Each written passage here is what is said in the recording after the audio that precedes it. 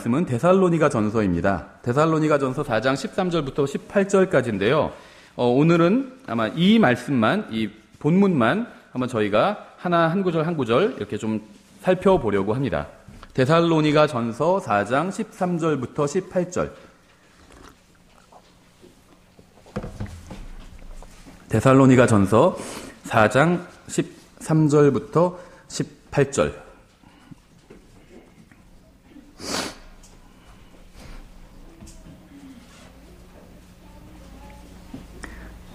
예, 조는 얘기를 했으니까 말씀드리면은 항상 원칙이 있다고 말씀드렸죠. 설교 중간에 조는 거는 제 잘못일 수도 있어요. 설교가 졸린 설교를 하니까 졸 수도 있겠죠. 근데 처음부터 조는 건 제 잘못이 아니에요. 그렇죠. 아직 시작도 안 했기 때문에 지금은 조시면 안 돼요. 예, 그거는 여러분 잘못입니다. 너무 늦게 주무셨거나 어저께. 예, 데살로니가 전서 4장 13절부터 18절. 제가 받들어 읽겠습니다. 한번 눈으로 이렇게 보세요. 데살로니가 전서 4장 13절부터 18절까지 13절. 그러나 형제들아, 잠자는 자들에 관하여 너희가 모르기를 내가 원치 아니하노니 이것은 너희가 아무 소망 없는 다른 사람들 같이 슬퍼하지 아니하게 하려 함이라. 성경에서는요, 신약 성경에서 잠자는 자들이라고 하면 이건 구원받고 죽은 사람을 잠자는 자들이라고 합니다. 그러니까 실제로는 죽었어요. 예수님을 믿고 죽은 사람들이요. 이런 사람들을 성경에서는, 신약 성경에서는 잠을 잔다. 잠자는 건 죽은 게 아니잖아요. 잠자는 자들이다. 이렇게 표현하고 있고, 반대로 살아있는 사람도 예수님을 믿지 않는 사람, 구원받지 않는 사람은 죽은 자라고 얘기해요. 죽은 자로 그들의 죽은 자를 장사 지내게 하라. 영적으로 죽은 자들이 실제 육신이 죽은 자들을 장사 지내게 하라. 이런 의미죠. 예, 우리가 예수님께서 죽으셨다가 다시 일어나셨음을 믿을진데 그와 같이 예수님 안에서 잠자는 자들도 하나님께서 그분과 함께 데려오시리라. 우리가 주의 말씀으로 너희에게 이것을 말하노니 곧 주께서 오실 때까지 살아서 남아있는 우리가 결코 잠자는 자들보다 앞서지 못하리라. 주께서 호령과 천사장의 음성과 하나님의 나팔 소리와 함께 친히 하늘로부터 내려오시리니, 호령은 부르는 소리입니다. 뭘 부르시는 걸까요? 우리의 이름을 부르시는 거예요. 그렇죠. 바울아 바울아 불렀던 것처럼 구원받은 사람, 주님께서 공중으로 오시면 구원받은 사람 각자의 이름을 부르십니다. 그래서 세상 사람들한테는 천둥소리처럼 들리겠죠. 근데 구원받은 사람들한테는 다 자기 이름으로 들려요. 남의 이름으로 들리는 것이 아니라. 그래서 호령이라고 말씀하고 있죠. 주께서 호령과 천사장의 음성과 하나님의 나팔 소리와 함께 친히 하늘로부터 내려오시리니 그리스도 안에서 죽은 자들이 먼저 일어나고 그 뒤에 살아서 남아있는 우리가 그들과 함께 구름들 속으로 채어 올라가 공중에서 주를 만나리라. 그리하여 우리가 항상 주와 함께 있으리라. 그러므로 이 말씀들로 서로 위로하라. 잠깐 기도하겠습니다. 하나님 아버지, 주님께서 저희들에게 주신 말씀으로 인해서 감사드립니다. 저희가 주님의 말씀을 붙들고 또 이 세상을 살아갈 때 정말 이 말씀에서 위로를 찾기를 원합니다. 저희가 이 말씀으로 저희 자신이 먼저 위로를 받고 또 다른 사람들에게도 위로를 줄 수 있도록 도와주시기 원합니다. 감사드리며 예수님의 이름으로 기도드렸습니다. 아멘. 예, 오늘 본문을 보시면 추측이 단 하나도 없어요. 그렇죠.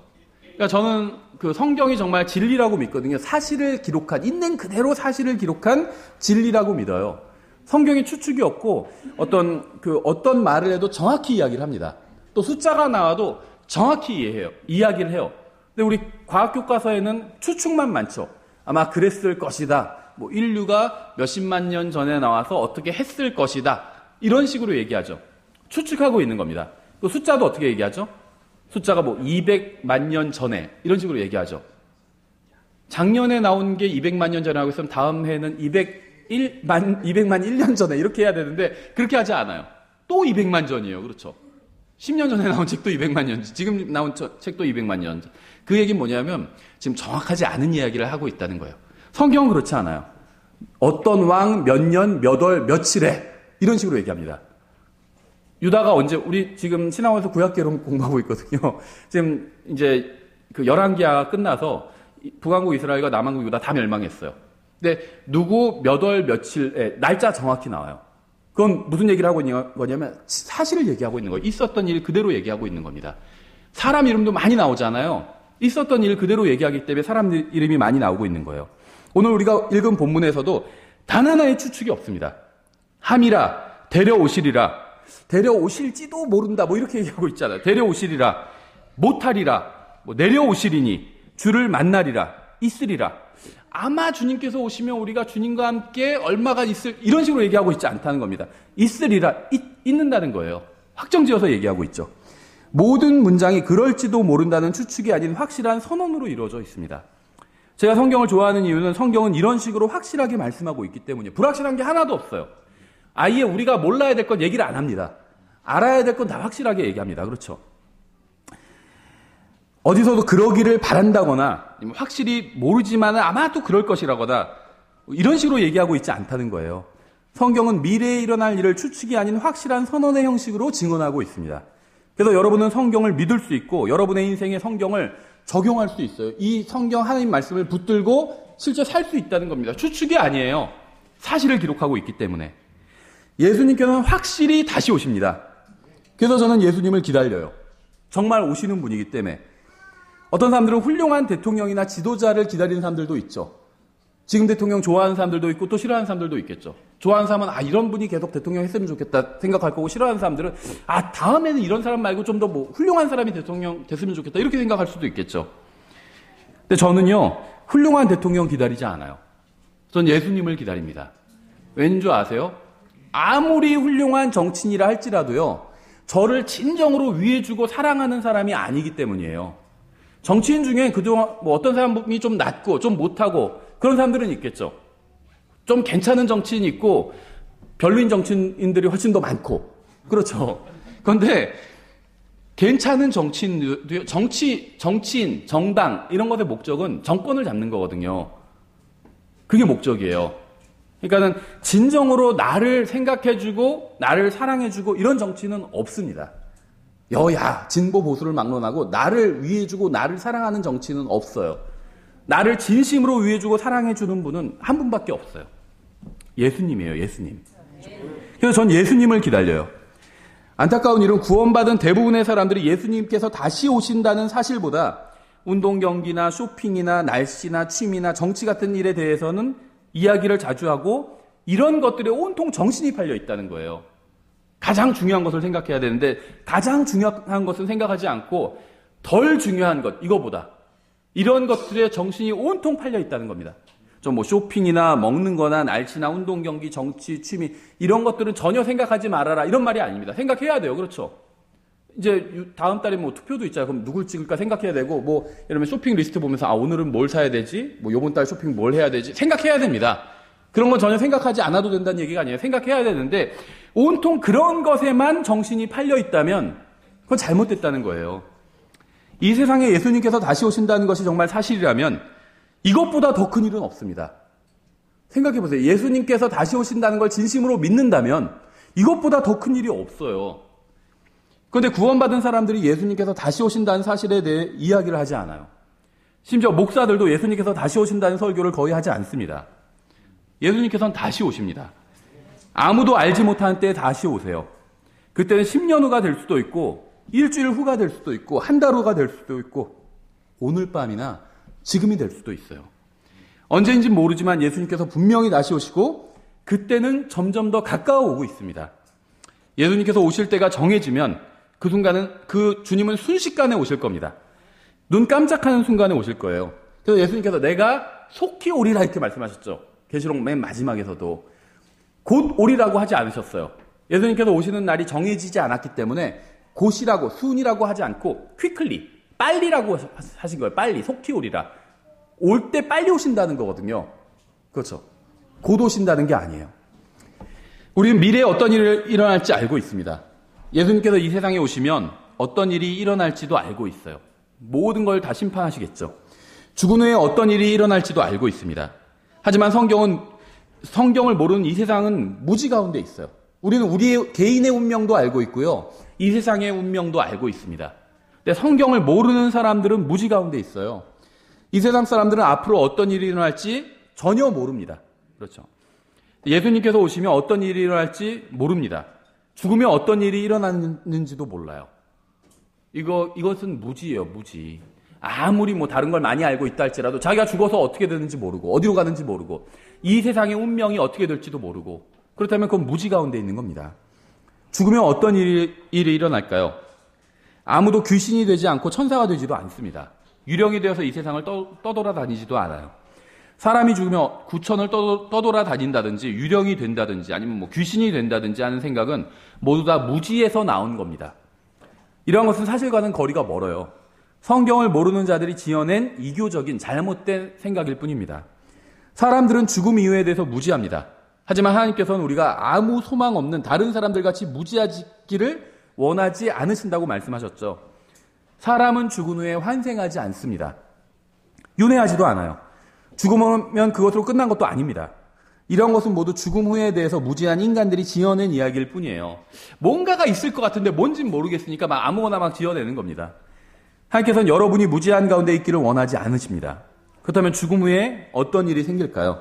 만일 오늘이 여러분이 이 세상에서 보내는 마지막 날이라면 그 다음에는 어떤 일이 펼쳐질까요? 만일 여러분이 구원받았다면 여러분의 몸 안에 있는 진짜 여러분은 몸을 떠나서 주님과 함께 있게 될 것입니다. 자신이 죽었다는 사실을 채 느끼기도 전에 즉시 예수님과 함께 있게 될 것이에요. 여러분의 가족이 여러분이 죽었다는 사실을 알고 슬퍼하기도 전에 여러분은 이 세상을 떠나서 주님과 함께 기쁨을 맛보게 될 겁니다.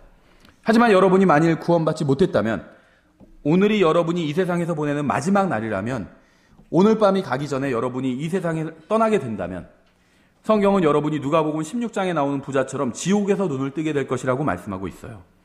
여러분이 구원받지 않고 죽는다면 죽는 순간 즉시 여러분은 몸을 떠나서 뜨거운 불길 가운데 고통당하는 지옥에서 눈을 뜨게 될 것입니다. 우리는 무지가 충만한 세상에 살고 있어요. 사람들이 무지한 이유는 설교자들이 청중의 감정을 상하게 하지 않으려고 더 이상 진리를 선포하지 않기 때문입니다. 대부분의 사람들은 가족 중에 구원받지 않고 죽은 사람이 있어요.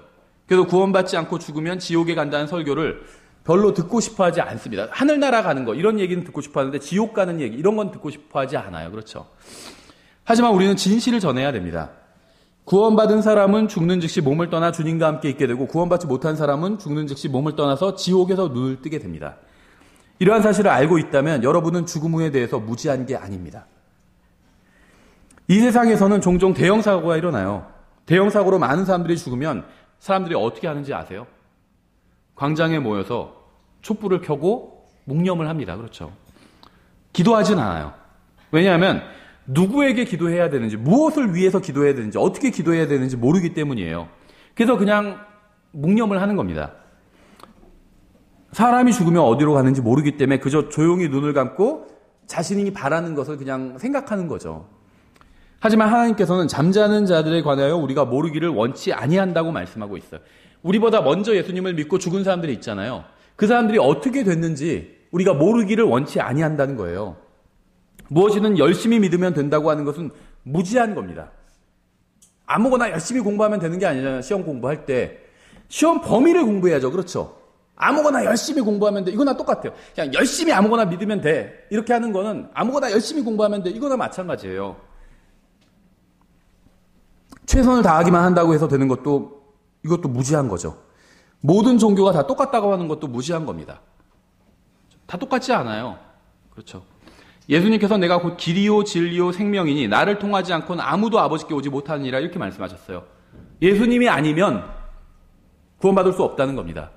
그렇죠. 사람들은 이런 식의 얘기를 싫어할 수도 있어요. 오직 예수 그리스도만 예수님을 믿어야만 구원받을 수 있다. 이런 말을 세상 사람들은 싫어합니다. 모하메드나 석가모니를 통해서도 구원받을 수 없다는 말을 하면 그런 말은 듣고 싶어 하지 않아요. 하지만 우리는 무지 가운데 있지 않습니다. 하나님께서는 우리가 무지 가운데 있는 것을 원하지 않으세요. 그래서 사람이 죽으면 어디에 가는지 알려주셨습니다. 그래서 우리는 이 사실을 다른 사람들에게 전해줄 수 있는 거예요. 그렇다면 이제 우리가 무엇을 알고 있는지 한번 14절부터 살펴보겠습니다. 우리가 예수님께서 죽으셨다가 다시 일어나셨음을 믿을진데 그와 같이 예수님 안에서 잠자는 자들도 하나님께서 그분과 함께 데려오시리라. 우리가 무지하지 않기 위해서는 예수님께서 죽으셨다가 다시 일어나셨음을 믿어야 됩니다. 믿음 자체가 중요한 것이 아니라 무엇을 믿는지가 중요해요. 그렇죠. 뭐 결혼하는 것 자체가 중요한 게 아니잖아요. 누구랑 결혼하는 게 중요한 거잖아요. 그렇죠. 마찬가지예요. 어떤 믿음 자체가 중요한 게 아닙니다. 무엇을 믿는지가 중요해요. 믿음이 없는 사람은 아무도 없습니다. 다 믿음이 있어요. 모든 사람이 무엇인가를 믿고 있습니다. 예수님을 믿는 사람도 있고 나무나 돌멩이를 믿는 사람도 있고 요즘은 다 돈을 믿죠. 돈을 믿는 사람이 제일 많아요. 문제는 무엇을 믿느냐예요. 누구를 믿느냐. 이게 문제죠. 예수님을 믿어야 됩니다. 예수님을. 하나님을 믿는 건 충분하지 않아요. 예수님을 믿어야 됩니다. 마귀들도 하나님을 믿고 떤다고 했잖아요. 그러니까 하나님 믿는 게 나쁜 건 아니에요. 좋은 겁니다. 하지만 그것으로는 충분하지 않다는 거예요. 예수님을 믿어야 돼요. 만약 우리가 예수님께서 죽으셨다가 다시 일어나셨음을 믿는다면 우리는 무지하지 않게 됩니다. 침례나 세례를 받았다든지 아니면 지옥교회 회원이 되었다든지 하는 것은 이건 문제의 본질이 아니에요. 예수 그리스도께서 자신의 죄값을 치르기 위해서 십자가 위에서 죽으신 것을 믿는지 이것이 문제의 본질입니다. 예수 그리스도께서 죽은 자들로부터 일어나셔서 자신의 혼이 구원받게 되었다는 사실을 믿는지가 이게 문제의 본질이에요. 만약 여러분이 이것을 믿지 않는다면 여러분이 무엇을 믿건 상관없이 여러분의 믿음은 헛된 것이고 아무런 의미도 없고 지옥의 불길을 결코 피할 수 없게 됩니다. 성경은 우리가 예수님께서 죽으셨다가 다시 일어나셨음을 믿을진대 라고 말씀하고 있죠. 전 이것을 믿습니다. 여러분에게 정말 좋은 소식을 하나 알려드릴게요. 이 사실을 믿기 위해서, 예수님을 믿기 위해서, 복음을 믿기 위해서, 복음이 복잡한 게 아니거든요. 예수님께서 내 죄값을 다 갚아주시기 위해서 십자가 위에서 대신 내 죄값을 갚아주셨다는 거예요. 우리 법에서도 일사부재리 원칙이 있잖아요. 죄에 대한 벌은 한 번만 받으면 되는 거거든요. 근데 예수님께서 대신 받아주셨다는 거예요. 물론 우리 법에서는 이제 형사에서는 이렇게 대신 벌을 받아주는 건 없죠. 근데 지난번에 말씀드린 것처럼 민사에선 대리행위가 가능하잖아요. 예수님께서 우리를 위해서 대리행위를 해주신 거예요. 그래서 내가 벌을 받지 않아도 돼요. 그것을 내가 추인하면, 받아들이면. 이 사실을 믿기 위해서 똑똑할 필요가 전혀 없어요. 너무나도 단순합니다. 돈이 많아야 될 필요도 없어요.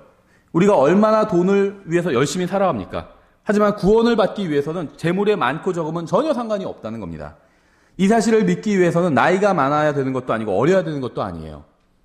나이 몇 세까지 막 이런 제한이 있잖아요.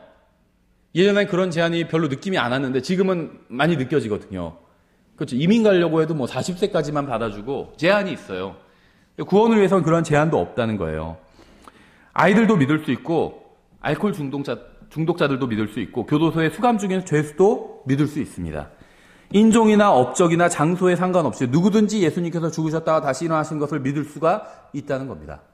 그러니까 인생이 불공평하죠. 공평하지 않아요. 그렇죠.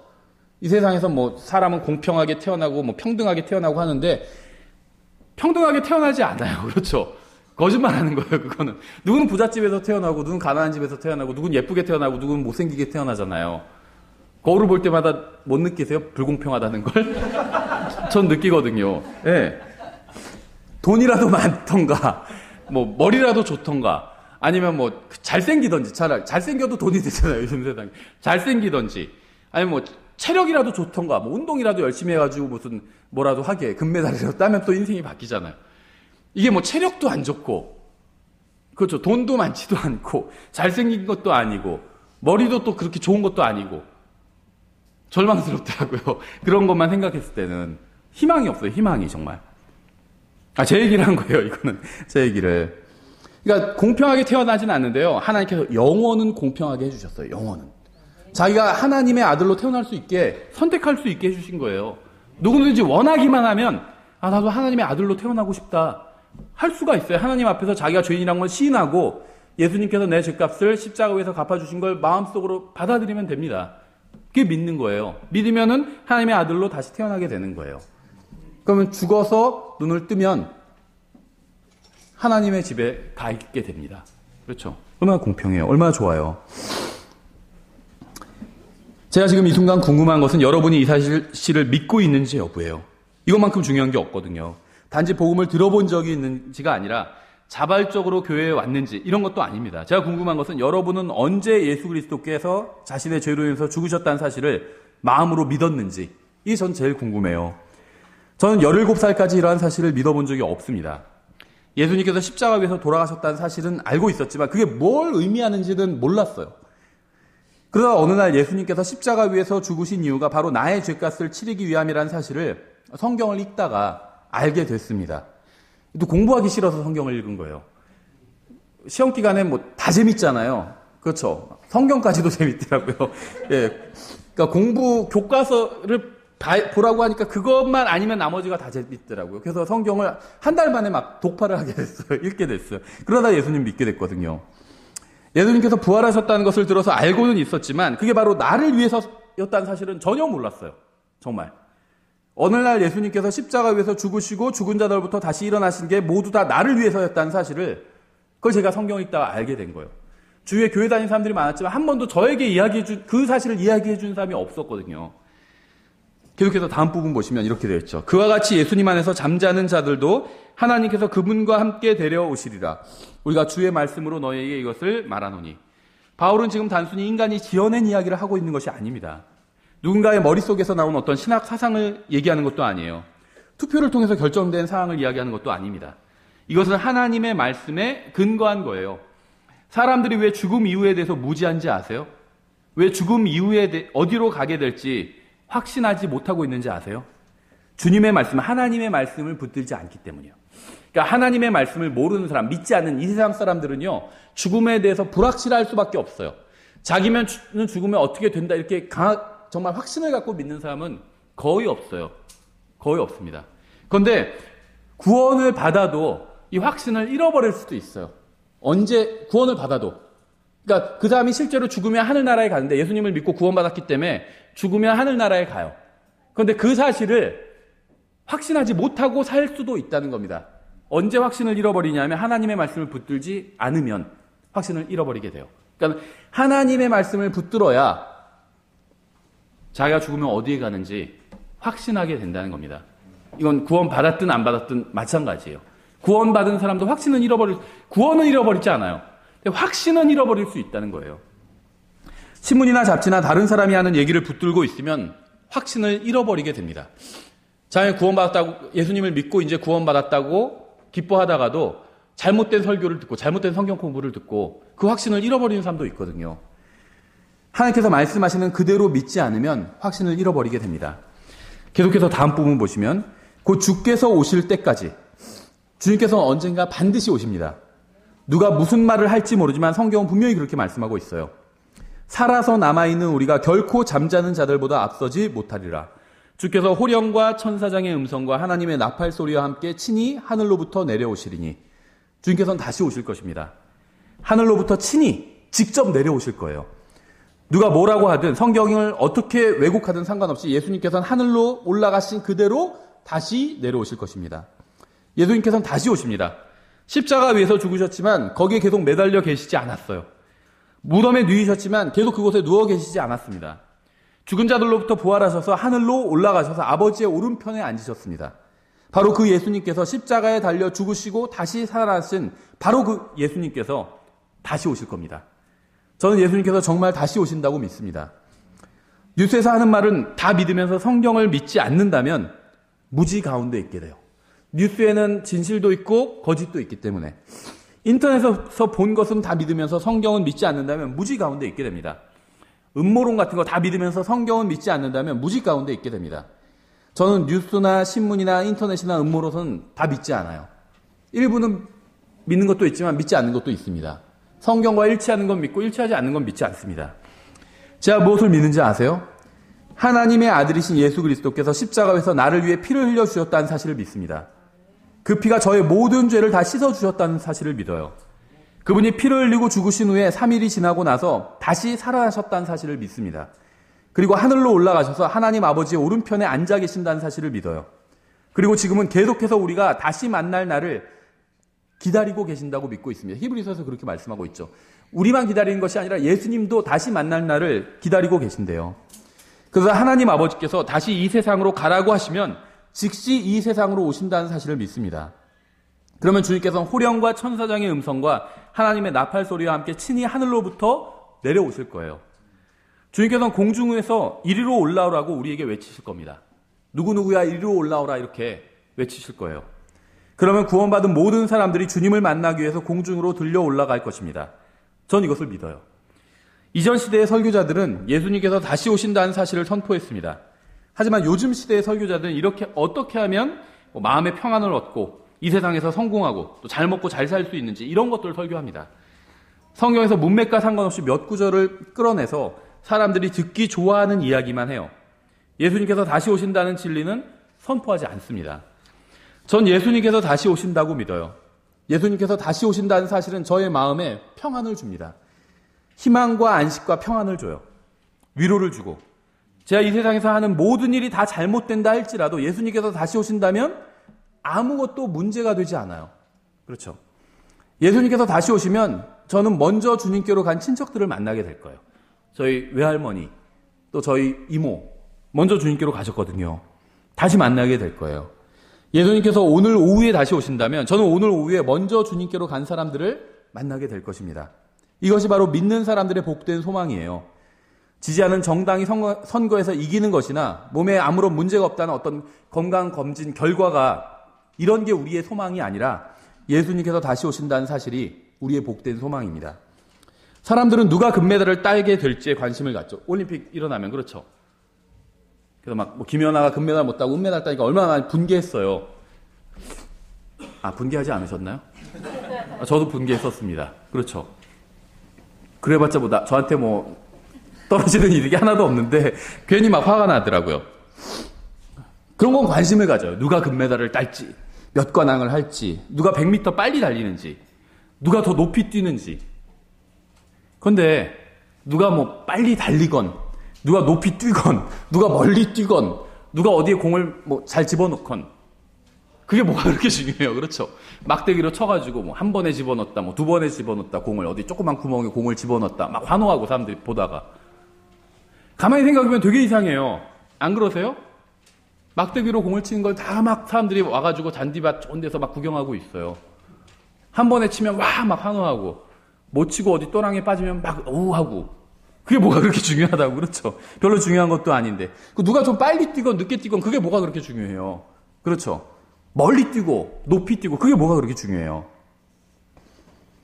세계 평화를 위해서 뭐 올림픽을 한다고 하는데 그게 세계 평화와 무슨 관련이 있어요. 아무런 소용도 없습니다. 그렇죠. 관련도 없고. 이 세상 사람들은 예수님께서 다시 오신다는 사실을 제외한 모든 것에 관심을 가져요. 문제는 구원받은 사람들도 별로 다르지 않다는 겁니다. 예수님께서 다시 오시는 것보다 운동 경기나 여행이나 다이어트, 정치 이런 거에 더 큰 관심을 가져요. 예수님께서는 다시 오십니다. 천사를 보내지도 않으실 것이고 사도를 보내지도 않으실 것이고 목사를 보내지도 않으실 것이고 불병거를 보내지도 않으실 거예요. 주님께서 친히 하늘로부터 직접 내려오실 겁니다. 제가 청와대에 가도 대통령은 저를 만나주지 않을 거예요. 그렇죠? 하지만 제가 죽어서 하늘나라에 가면 주님께서 친히 저를 만나주실 거예요. 우리를 만나시러 친히 직접 내려오실 겁니다. 이건 정말 놀라운 일이에요. 계속해서 다음 부분을 보시면 그리스도 안에서 죽은 자들이 먼저 일어나고, 본문은 우리보다 먼저 죽은 형제들에 대해서 말씀하고 있죠. 그들은 지금 주님과 함께 있어요. 그들의 혼은. 근데 그들이 일어난다는 건 그들의 몸이 일어난다는 겁니다. 예수님께서 이 세상으로 오실 때 그들의 혼은 예수님과 함께 오고 그들의 몸은 무덤에서 일어나서 공중에서 만나서 다시 하나의 완벽한 인간을 이루게 되는 거겠죠. 계속해서 다음 절 보시면 그 뒤에 살아서 남아있는 우리가 그들과 함께 구름들 속으로 채어 올라가 공중에서 주를 만나리라. 만약 여러분이 구원받았다면, 그리고 주님께서 오실 때까지 살아있게 된다면 이것이 바로 여러분의 미래입니다. 여러분이 지금 하는 일들이 다 잘 되기를 바라요. 여러분이 건강하시기를 바랍니다. 저는. 하지만 여러분이 비록 지금 건강하지 않고 하는 일들이 다 잘 되지 않아도 만약에 주님께서 우리가 살아있는 동안 오신다면 우리가 공중에 올라가서 주님을 만나게 되는 것, 이게 우리의 미래라는 거예요. 눈 깜짝하는 순간에 여러분은 이 세상에서 예수님께서 오시는 공중으로 들려 올라가게 될 것입니다. 구원받은 사람들 중에서도 이 세상에서는 계속 죄를 짓고 살다가 마지막 순간에 내가 회개를 하겠다. 잔머리 쓰는 거죠. 이렇게 생각하는 사람들이 있어요. 그런데요, 회개할 마지막 순간은 없습니다. 언제 우리가 죽을지 알지 못하잖아요. 그렇죠? 또 언제 예수님께서 공중으로 오셔서 우리가 들림받아 올라갈지를 몰라요. 그걸 알아야 구원은 이미 따놓은 당상이니까 죄 실컷 짓고 살다가 마지막 순간에 싹 회개하고 가면 되겠다라는 야무진 계획을 세우는데 언제 오시는지 알아야지 그렇게 하죠. 그렇죠. 휴거돼서 올라가는 순간 회개하고 주님을 만나겠다는 계획은 실행할 수가 없다는 겁니다. 왜냐하면요, 휴거돼서 올라갈 때는 회개할 시간이 없어요. 눈 깜짝하는 순간에 순식간에 올라가게 되기 때문입니다. 주님께서는 언제 오실지 몰라요. 주님께서 오실 때는 순식간에 오실 겁니다. 빨리 오신다고 했어요. 퀵클리, 빨리 오신다고 했거든요. 우리는 눈 깜짝하는 순간에 들려 올라갈 것입니다. 따라서 지금 준비되어 있지 않으면 그건 전혀 준비되어 있지 않은 거예요. 이제 조금 있으면 온다는 경고도 없이 마지막 순간에 올 겁니다. 경고가 없어요. 경고는 이미 하셨습니다. 어느 때고 오시겠다고 경고하셨어요. 그게 경고예요. 사이렌이 울리거나 그런 게 없다는 겁니다. 오시면 바로 오신다는 거예요. 예수님께서는 공중으로 오셔서 우리의 이름을 부르시면 우리는 눈 깜짝하는 순간에 변화돼서 공중으로 올라갈 것입니다. 교회 항상 늦게 오시는 분도 있잖아요. 여긴 지각한 사람 아무도 없을 거예요. 강제로 픽업해 가시는 거거든요. 데려가시는 거예요. 그럼 준비 안 되어 있는데 상관없어요. 강제로 픽업해 가는 겁니다. 우리가 픽업할 때 아직 나 지금 씻고 있는데 그럼 앞에서 기다리죠. 그러면 다 씻고 나와 기다릴게 하고 앞에서 기다려요. 그렇죠? 근데 휴거는 그렇지 않아요. 씻고 있는데 올라갈 수도 있어요. 중간에.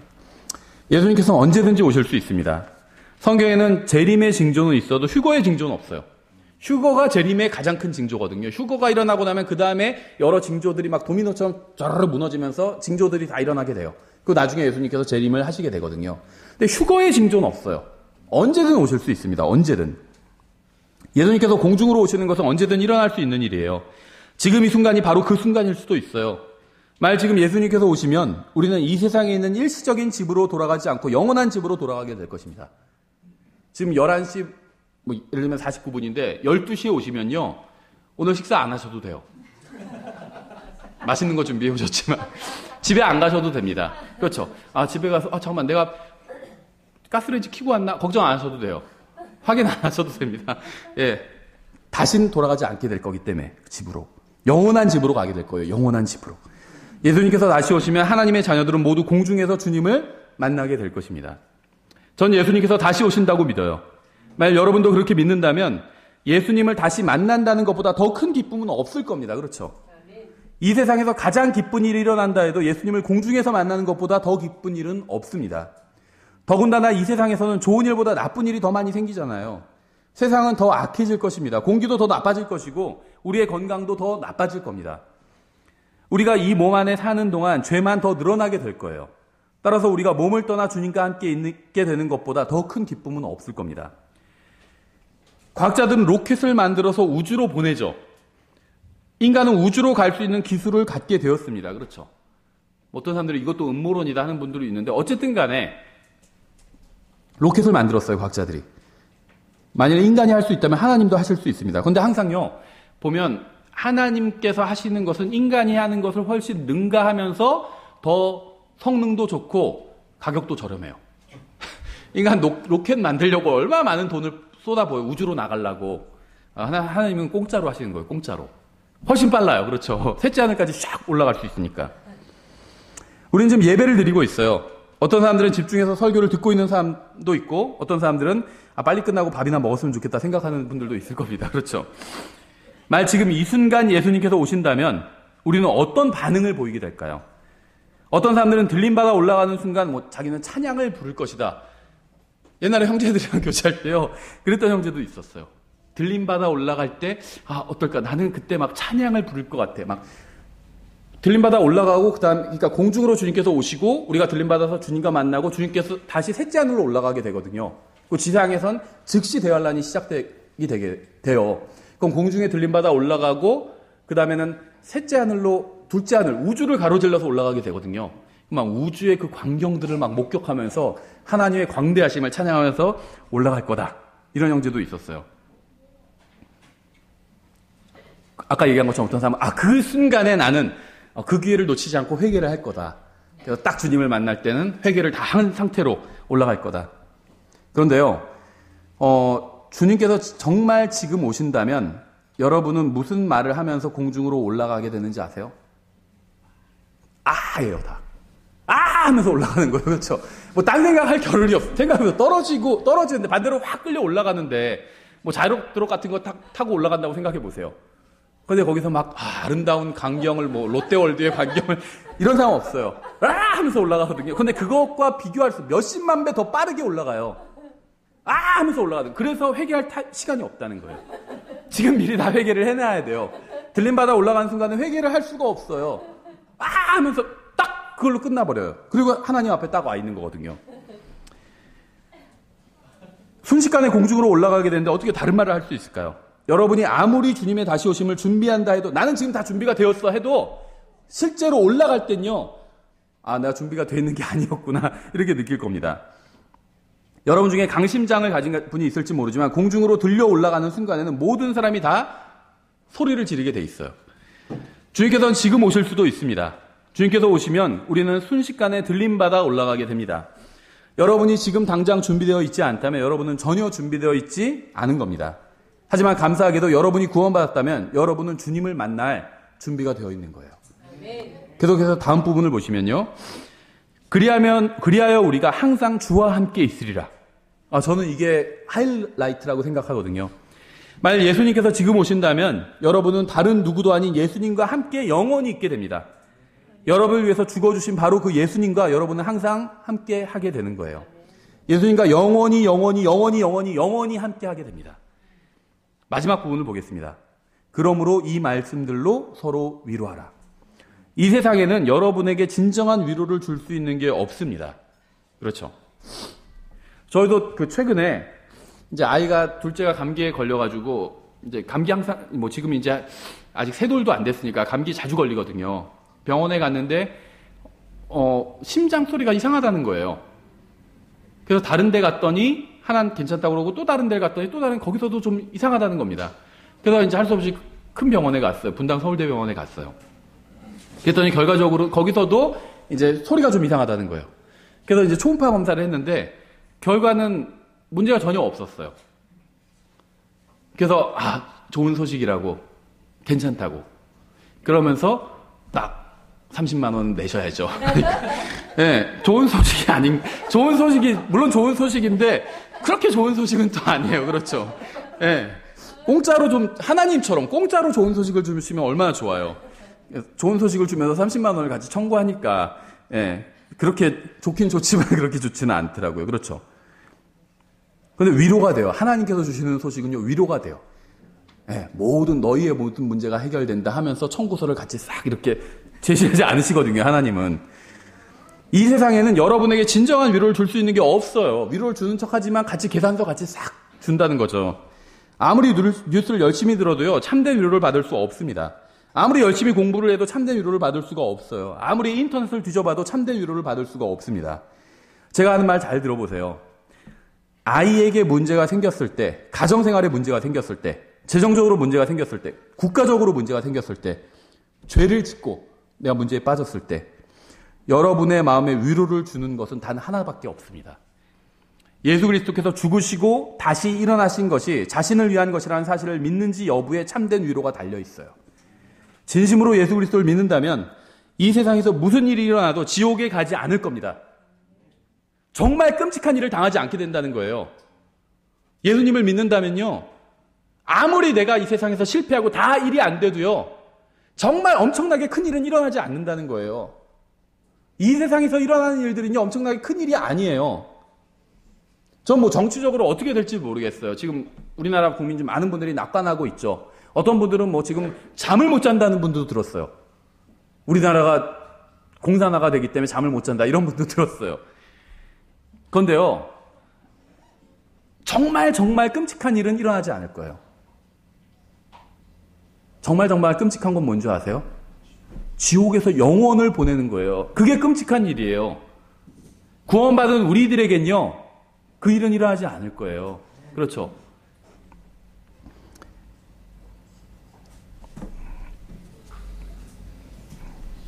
우리는 죽으면 하늘나라에 가게 될 것입니다. 하지만 우리가 하늘나라에 가는 게 의미 있는 게 아니라 예수님과 함께 영원히 있게 된다는 게 의미 있는 거예요. 사실 정확하게 말하자면 우리는 하늘나라에서 영원히 사는 것은 아닙니다. 왠지 아세요? 예수님 지금 하늘나라에 계시다가 공중으로 지금 오셔서 교회를 불러 모으시겠죠. 그 교회를 데리고 7년간 하늘나라에 다시 계시겠죠. 그 지상에선 대환란이 일어나게 됩니다. 대환란 끝에 예수님께서 하늘에서 내려오시게 되잖아요. 예수님께서는 영원히 하늘에 계시지 않거든요. 또 우리도 영원히 하늘에 있지 않아요. 우리는 하지만 영원히 예수님과 함께 있게 될 겁니다. 그렇죠? 우리는 하늘나라에서 영원히 사는 게 아니라 예수님과 함께 영원히 살게 될 거예요. 하늘나라는 영원하지 않아요. 하늘도 영원하지 않아요. 나중에 새하늘과 새 땅 생기기 전에 하늘과 땅이 다 없어져 버리잖아요. 하늘은 영원하지 않아요. 예수님은 영원하시거든요. 근데 우리는 그 예수님 옆에 영원히 같이 있게 될 거예요. 하늘과 땅이 모두 사라져 버리게 됩니다. 따라서 우리는 하늘나라에서 영원히 살지 않고 예수님과 함께 영원히 살게 될 것입니다. 저는 지금 죽으면 하늘나라에 가게 될 것입니다. 하지만 저는 하늘나라에 가는 것을 고대하지 않아요. 제가 말하는 것은 예수님과 함께 영원히 있게 되는 것을 고대하는 겁니다. 여러분이 구원받았다면 여러분의 마음이 예수 그리스도를 다시 만나는 것으로 충만하게 되었으면 좋겠습니다. 왜냐하면 예수님께서는 다시 오실 것이기 때문이에요. 전 예수님께서 언제 다시 오시는지 모르고 여러분도 마찬가지로 예수님께서 언제 다시 오시는지 모릅니다. 예수님께서 언제든 다시 오실 수 있어요. 만약 예수님께서 오늘 다시 오시는데 아직 구원받지 못한 분이 있다면 우리와 함께 가지 못하게 될 겁니다. 우리가 아무리 그 사람을 사랑해도 구원받지 못했다면 하늘로 우리가 데려갈 수는 없기 때문이에요. 아직 구원받지 못했다면 지금 즉시 구원받아야 돼요. 이 세상에서 이거보다 더 중요한 일은 없습니다. 아직 구원받지 못한 사람은 죽으면 즉시 지옥에 가게 되기 때문이에요. 하지만 지옥에 갈 필요가 전혀 없어요. 예수님께서 모든 죄값을 대신 치러주셨기 때문입니다. 지금 이 순간 예수님께서 십자가 위에서 죽으신 것이 바로 내 죄값을 치르기 위해서였다는 그 사실을 믿는다면 구원받을 수가 있어요. 이미 구원받은 분들에게 제가 한마디 하고 설교를 마치겠습니다. 이 세상에서 일어나는 일들은 궁극적으로 여러분의 영원한 운명을 바꿀 수가 없습니다. 여러분이 무슨 일을 당하건 반대로 다른 사람에게 일을 저지르건 무슨 일을 여러분이 예수님을 자신의 구원자로 받아들였다면 여러분의 영원한 운명은 변하지 않습니다. 지금 고난 중에 있는 분들도 있을 거예요. 근데 그 고난이요 영원하지 않을 거예요. 예수님께서 오시면 예수님과 함께 있게 될 것입니다. 이것이 여러분의 영원한 상태가 될 거예요. 이 세상의 문제로 인해서 마음이 복잡한 분들은 예수님께서 다시 오시면 주님과 함께 영원히 있게 된다는 사실로 마음을 깨끗이 청소하셔야 돼요. 오늘 우리가 살펴본 이 말씀들이 여러분에게 위로가 되었으면 합니다. 기도하겠습니다. 하나님 아버지, 저희를 무지 가운데 두지 않으시고 저희 마음속에 주님의 진리의 빛을 비춰주셔서 감사드립니다. 주님의 말씀으로 인해서 감사드립니다. 주님께서 다시 오시고 우리가 들림받아 주님과 함께 영원히 있게 될 것으로 인해서 감사드립니다. 저에게 단순히 희망사항이 아니라 진리를 주셔서 감사드립니다. 저희가 주님께서 다시 오신다는 사실에 합당한 삶을 살 수 있도록 도와주시기 원합니다. 예수님의 이름으로 기도드렸습니다. 아멘. 다 같이 일어나셔서 찬송가 1082장 찬양하시고 오전 예배 마치겠습니다.